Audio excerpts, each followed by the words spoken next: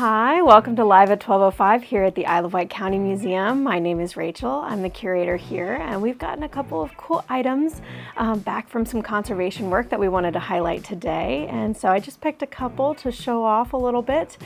We did work in partnership with the Virginia Department of Historic Resources, and thanks to a grant opportunity, we were able to get a lot of research, cleaning, and conservation work done on some of our items.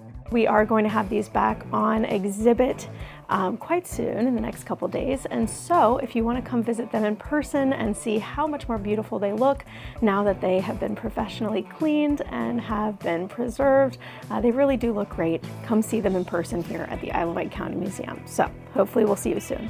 But there's a couple really interesting pieces. So the first one I want to highlight today is actually a coin that turned out to be a token. And I say it turned out to be a token because it was kind of hiding with a collection of English farthings. Because of that, because it's very similar in shape and size, we had not realized that we had a small treasure hiding among all the other English farthings in that particular part of the collection. So this one turned out to be a merchant token. Now these are somewhat typical of the time period. This is from 1656. It is an Irish trade token, and I say it's somewhat typical because there was a bit of a coin shortage, and there are thousands of merchants who are using and making coins like these in order to use for trade. So not completely unusual, but like I said, hiding in plain sight a little bit in our collection here. So I wanted to show you guys a little bit more of this particular token. It's quite small. There are some key features on here, and so we can see a little bit here on this side where it actually says Waterford. And it also says March, M-A-R-C-H, representing merchant. So we can see that on this particular side. So again, these are trade tokens. They're going to be used oftentimes in place of money during some of the coin shortages that were going on. Next, I wanted to feature our bale seal. Now this is a lead piece, so it does kind of hang on to a lot of the dirt and doesn't clean up and get quite as shiny and new looking as some of the other pieces. It has a privy mark stamped here in the middle, and then along the back we can also see a little bit of how it used to be attached. The bale seal would be wrapped along the top of a cloth bag and typically help actually with string, twine, baling to help seal that together. So pretty impressive that we still have this lead piece from that.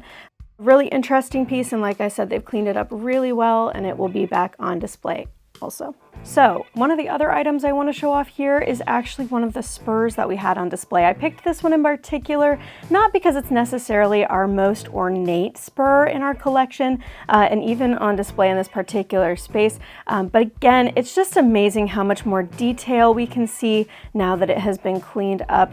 Again, Virginia Department of Historic Resources really did such an amazing job and got rid of a lot of the corrosion, a lot of the issues that this particular piece was having, and it really just has cleaned up beautifully. So admittedly, that is why I picked this particular one for this video, because I think that this one in particular, you can really see the difference between the before and after of all the work that they did on this particular piece. So like I said, there's a couple more ornate ones. This one's a little bit simpler, but we are looking at about a 1600 to 1660, so circa 1600 to 1660 spur here.